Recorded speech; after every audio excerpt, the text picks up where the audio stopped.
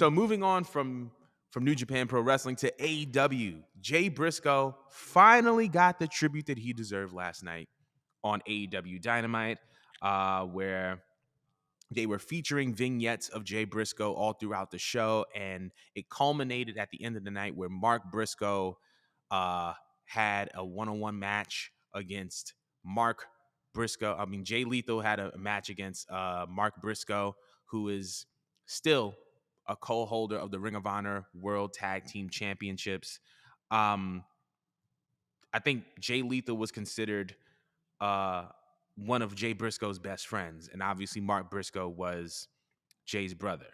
I just wanted to know your impressions of the match, your impressions of the moment, things that just tugged on your heart, if anything. Just wanted to know like your takeaway from the fact that Jay Briscoe finally got his tribute show. We were talking about it last week, and it finally kind of came to fruition. So, what did y'all feel about it?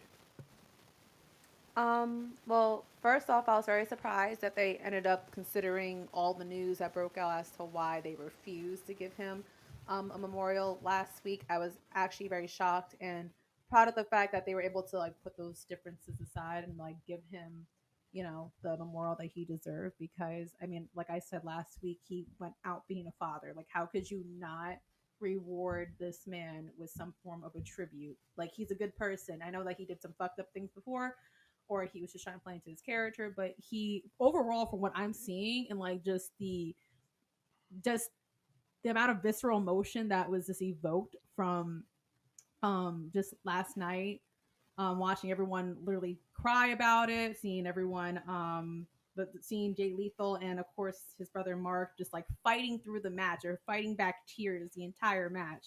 Like he's trying to get all pepped up and he's trying to get into character, and like we're only getting like 30 to 40% of that because this man is hurt. Like he's better than me because Mm. shit, I couldn't. I would have folded as soon as I came out holding two fucking tag team belts. That's where I started crying. The tribute already like made me like emotional, but when I saw him physically come out with two tag team belts, I folded and I started crying. I was like, bro, I couldn't. I could not. But I understood that he was not doing it for him. He's doing it to celebrate his brother's life. I mean, Jay Lethal didn't even try to hide it. He came out crying. You know, the match was a good match. It was just hard to watch just because like it's a sad moment, but I feel like it was needed. It was definitely needed.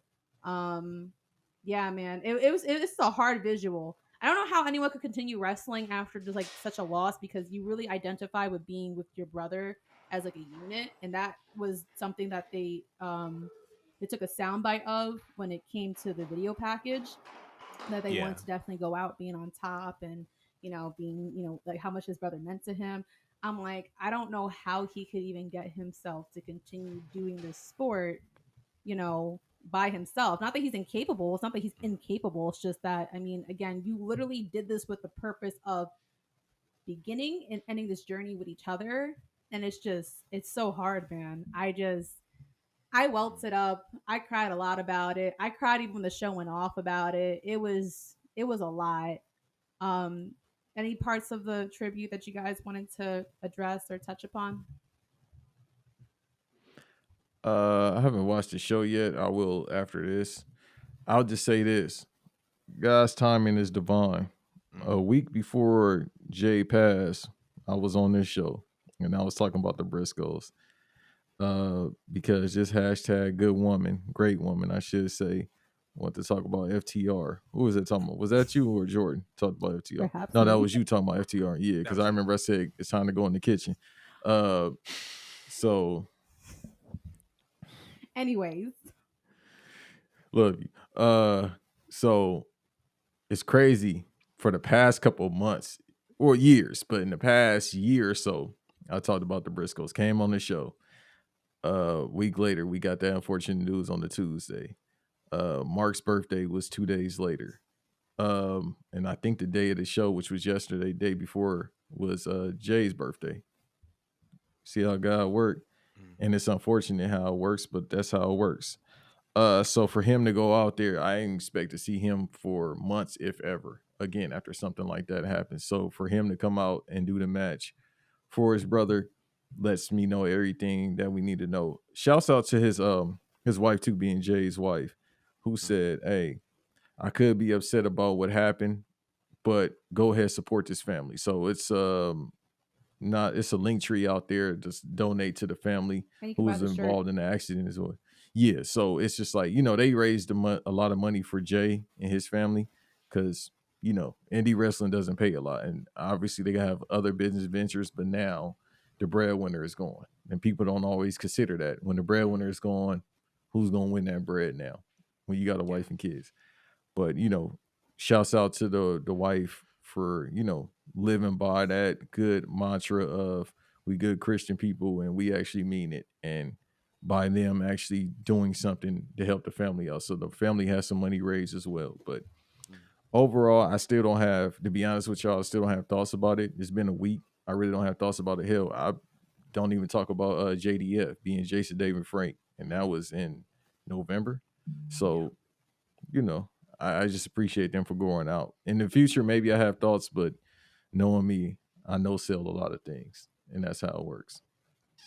Good promo. So I think when it I do comes this. down to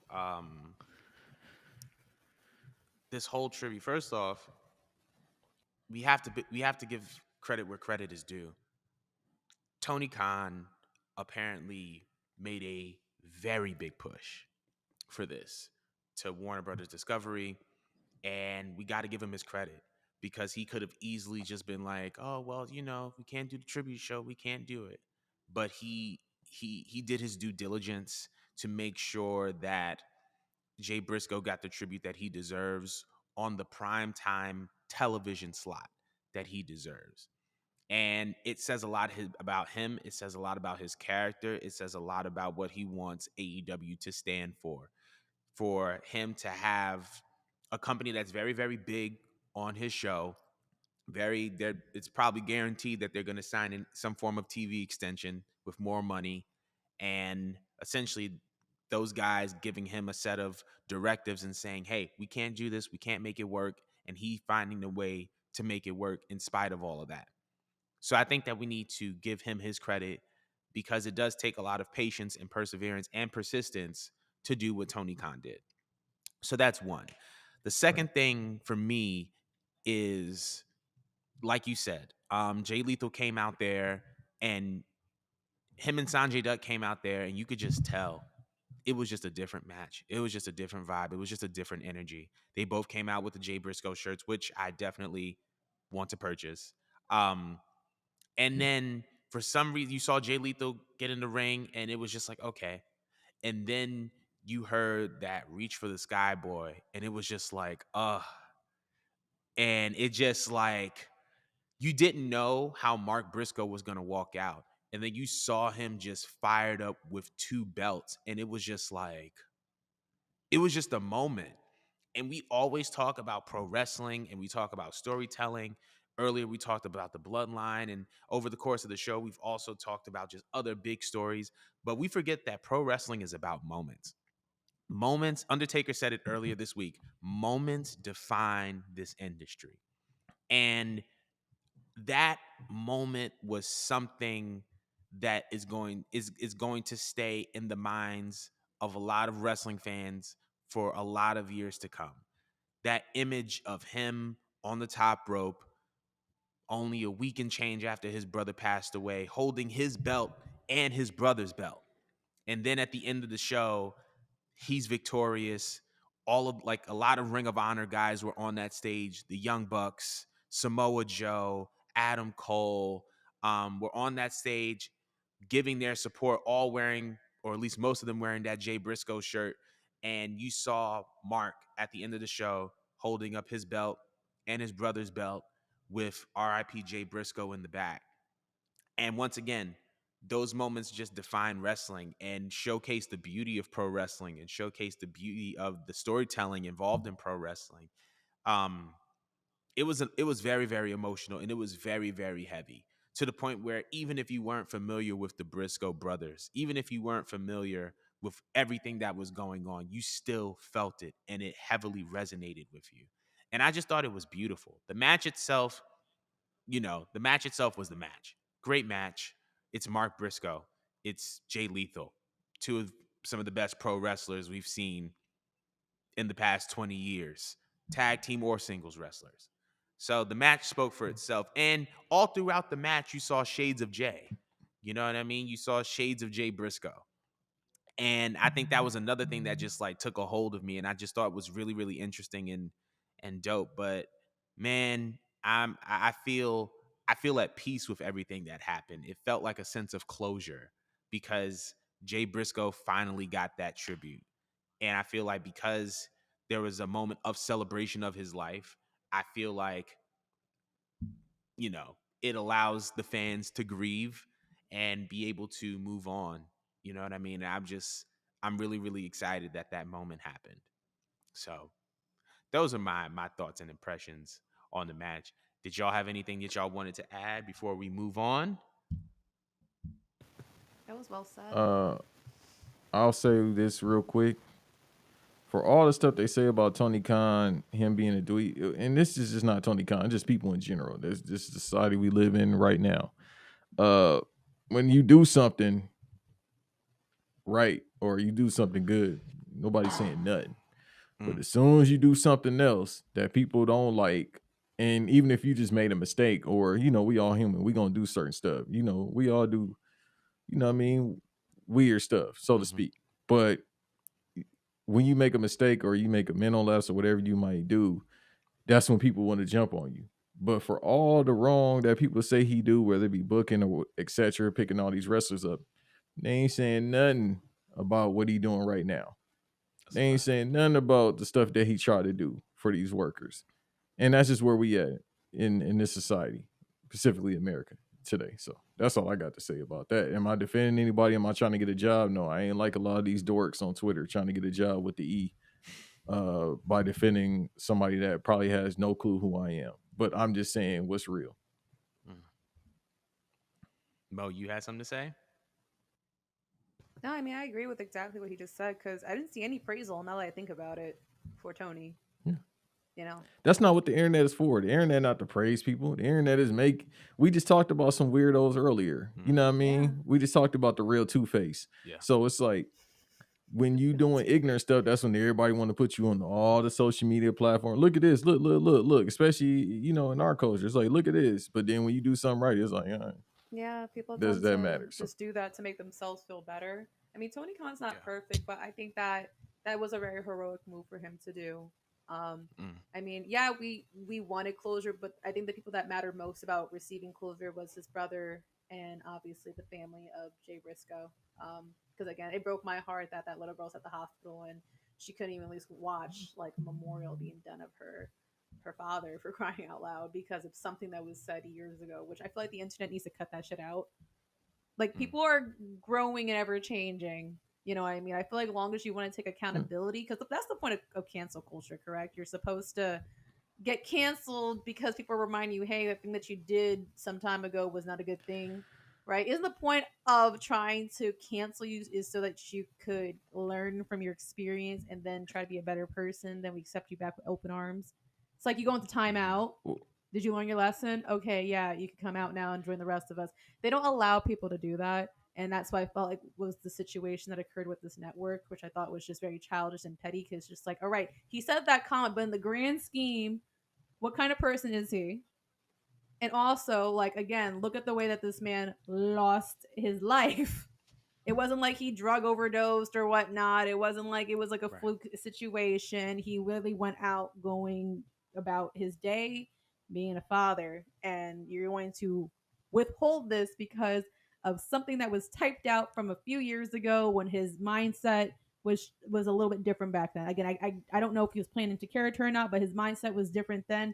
He publicly apologized, acknowledged it, and then became a different person moving forward. I feel like the internet needs to kind of catch up with that, you know, Mm-hmm. not just the well, internet, the that's whole world needs to once catch up again, with that. that's you absolutely right. But once again, that's why the internet ain't real. Because the only time they cancel people is something from Twitter. It ain't something they said publicly. It ain't something they said at they work. And for the most part, hey, you can say whatever you want. Hey, bro, go ahead, clock in for me real quick. Yeah, you believe in all that stuff Kanye saying. Go ahead, clock in for me real quick. Make sure you move them boxes. And then the people that try to cancel you more times than not, or cancel whatever the case that is, it's like, all right, man, look. Go ahead, and start your shift too. Go ahead, flip them fries over, bro. That you up here on the internet talking about. And y'all people, this is a side note. Hold on, I'm sorry. We're gonna get to the show. All y'all that's been talking about all this dating Twitter stuff. Hey, I wish nothing but the worst for you. I'm sorry. You gotta let that hurt go. I want you to go ahead, pick them boxes up, and place them right there. Go ahead, put them over there. All right. Because listen, man, I done said How a did we lot of get wild here? stuff on podcast. I still got to go clock in. Lord, I don't Lord. even have nothing But to I mean, say. Or go ahead. no, the part that I just want to touch upon real quick, going back to my point, is that I wonder if that's why they don't pay attention to us when we put up those hashtags for wrestling Twitter saying that this needs to change and this needs to change, because I feel like they think that we're fickle, and I think that they think that we're ungrateful and we just like to be mad all the time. I do wonder that, and I wonder that's why the show hasn't progressed, because back then wrestling used to be like pivoted and go in the direction of the fans. Like, oh, the fans definitely like that. Let's do more of that. But when you refer to like their source of reactions, which is pretty much Twitter and Instagram or Facebook or whatever, everyone's just negative. Like the most like noise that the internet will ever make when you'll see like a hashtag going or whatnot is because it's something that is bad that we just diagnose. So I feel like they Or feel somebody like we're lying. hard to just I please. So why please them at all? Let's just fuck that. Let's do whatever makes us the most money and our stockholders the most money and whatever. You know what I mean? or it's a lie. I ain't forget last week. That was not y'all, but that was y'all. That was y'all talking about Saudi bought the company. That was you. I ain't forget about that. Was it me? Not y'all here at Cultures Oh, 316. No, I'm talking about y'all. You don't remember the internet. dude from out west, Chicago, that used to be like, that was you wearing the beanies. I remember that. That was you up in there. Yeah, that was y'all talking about the Saudis bought, and I don't even know you're supposed to say the Saudis, but them people with them AKs bought the WWE. But I'm gonna So touch on one thing because one of y'all said something that was very very interesting. That's true, which is that a lot of people just complain about everything. They're not really. A lot of people aren't advocates for anything. They're just contrarians of everything, and that that's the was the reason. more yellow one. The more Not, yellow. not the more yellow Yeah, one. Glacier Spice. Get off But my neck. yeah, that was one. but Yeah, a lot of people aren't really advocates of anything on the internet today. A lot of people aren't really advocates of anything. They're just contrarians against everything, and because of that, it's hard to take people seriously because it's like people get more of a kick out of complaining than they do solving the problem that they're complaining about. And on top of that, it just shows the world's attention span that you can advocate for something for 1 minute and the thing that you advocate for stays consistent, and then you turn against it because oh, it's this person is this and this, and it's just like, but that's the reason why you wanted them to win or succeed is because of this and this. Now you want to go against them for the same thing that they've been consistent for. So a lot of people aren't really advocates of anything. They're just contrarians against anything because people like to complain, because when people complain it adds character and nuance to their lives that they wouldn't have otherwise. But this could be a whole other podcast. But we're going to move on to the Royal Rumble. So